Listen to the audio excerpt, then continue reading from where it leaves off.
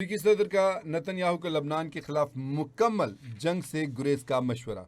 अमेरिकी मीडिया का कहना है कि सदर ट्रंप ने इस्राएल वज़ीर-ए-आज़म को कहा है कि लबनान पर सिर्फ सर्जिकल हमले करें।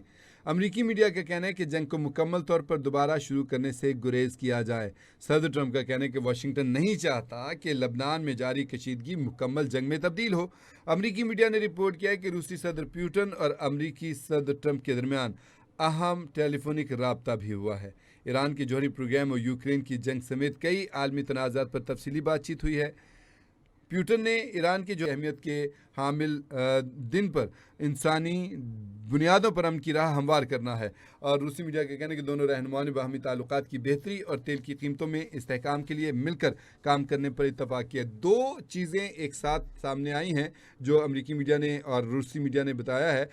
एक तो अमेरिकी सदर डोनाल्ड ट्रंप ने नेतन्याहू को, जो कि इसराइल का वज़ीर आज़म है, इसराइल ऐसा मुल्क है जिसको मैं हमेशा कुत्ते की टेढ़ी दुम कहता हूँ, और वो उसी तरह ऐसी पैराए पर अमल रहता है। उसको कितना भी समझा लिया जाए, कितना भी कह लिया जाए, वो बात नहीं मानता है। और अब इस मशवरे को मैं कहूँगा कि मिन्नत तरले पे आ गए हैं सदर ट्रंप के, यार तुम्हें अल्लाह का वास्ता है भाई, रुक जा, तू ऐसा ना कर, क्यों जलील करवा रहा है? क्योंकि अगर मुकम्मल जंग होती है तो फिर जो अमेरिका के मकासद हैं, जो अमेरिका चाहता है, वो हल नहीं होगा। दोबारा अगर मुकम्मल जंग शुरू हो गई तो मामले होंगे। हाँ, उसने कहा कि अपनी तसल्ली तशफ़ी के लिए सर्जिकल स्ट्राइक करते रहो, यानी एक मखसूस अहदाफ के ऊपर हमले करो और फिर उससे निकल जाओ मुकम्मल जंग की तरफ। व्लादिमीर पुतिन से भी टेलीफोन पर रब्ता किया और बातचीत किया। आपको याद होगा कि अभी गुज़िश्ता दिनों अब्बास अराग़ची जो ईरान के वज़ीर ख़ारजा हैं, वो पाकिस्तान आए थे। पाकिस्तान से जुमे वाले दिन पाकिस्तान था जब जैरेड कुशनर और स्टीव विटकोफ भी पाकिस्तान आ रहे थे, लेकिन फिर ट्रंप ने आखिरी लम्हात में कह दिया कि जी 18 घंटे का सफ़र करने की ज़रूरत नहीं है, ईरान ने बात करनी होगी तो टेलीफोन पे हम पे बात कर लेगा। हालांकि इतलात ये हैं कि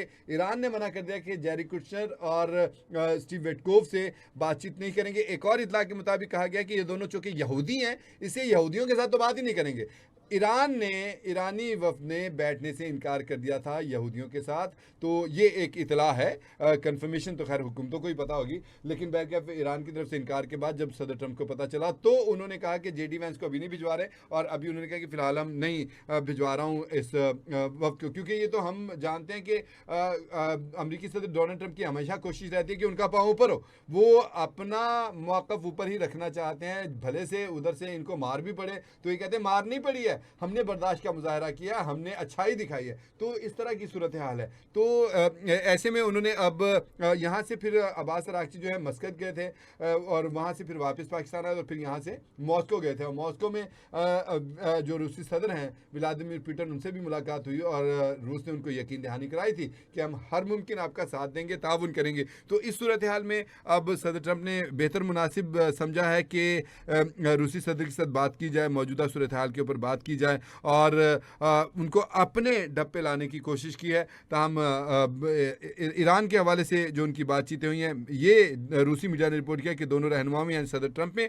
और सदर पुतिन में, दोनों ने बाहमी ताल्लुकात की बेहतरी के लिए और तेल की कीमतों में इस्तेहकाम के लिए मिलकर काम करने पर इत्तफाक किया है।